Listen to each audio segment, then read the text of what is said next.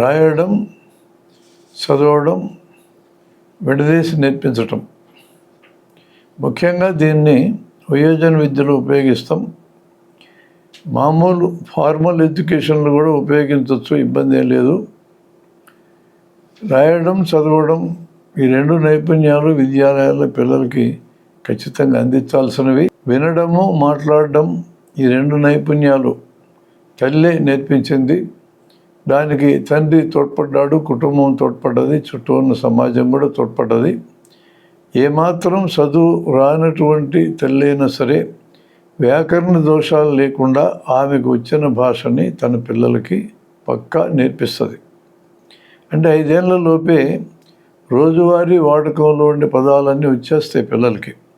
5 ఏళ్ళు పూర్తిగా తల్లితో తండ్రితో ఉంటే బడికి వెళ్ళకుండా భాషని వినడం, మాట్లాడడం పక్కా నేర్చుకుంటారు.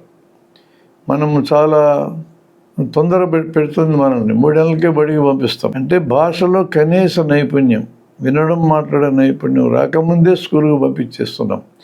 ఈ లోటు జీవితాంతం వెంటాడుతూనే ఉంటుంది. ఒకరిని చూసి ఒకరం తక్కువ వయసులో పిల్లల్ని పంపించేస్తున్నాం. బతకాలి కాబట్టి తల్లిదండ్రులు ఇద్దరు పనిచేయాలి. పిల్లల్ని ఆ చిన్న వయసులో సంరక్షించి పెంచడం అనేది దానికి టైం లేదని అంటున్నారు. దాని పర్యవసానం ఏంటంటే పిల్లలకి భాషా నైపుణ్యాల్లో పడాల్సిన మొదటి పునాది దెబ్బతింటుంది. తరువాత చదవడం, రాయడం స్కూల్ నేర్పించాలి. చదవడం, రాయడాన్ని నేర్పించేటప్పుడు కూడా చదవడాన్ని విడదీసి నేర్పిస్తే ఏ భాష అయినా సరే 1 నెల లోపల చదవడం నేర్చుకోవడం సాధ్యమవుతుంది. ఒకసారి చదవడం వచ్చిన తర్వాత వాళ్ళకి తిరిగి నిరక్షరాస్యులుగా మారరు.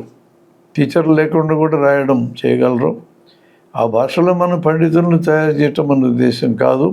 దానికి ప్రత్యేకమైన కృషి ఎవరైనా చేసుకోవాల్సిందే.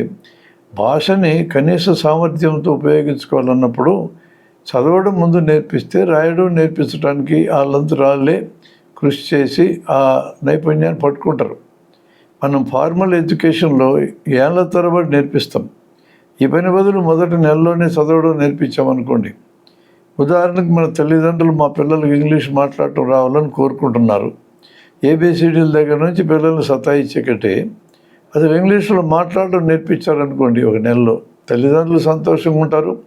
రోజువారీ వాడకానికి ఇంగ్లీష్ మాట్లాడటం వచ్చేస్తుంది. ఆ తర్వాత వాళ్ళకి ఏబిసిడీలు 4 బళ్ళు నేర్పించుకోవచ్చులో 2, రాయటంలో 2, నెమ్మదిగా చేసుకోండి ఆ పని. ఈ పని స్కూళ్ళన్నీ ఎందుకు చేయకూడదు? ఇదొక విప్లవాత్మకమైన ఆలోచనే, కానీ చేయటం సాధ్యమనేది నా అభిప్రాయం.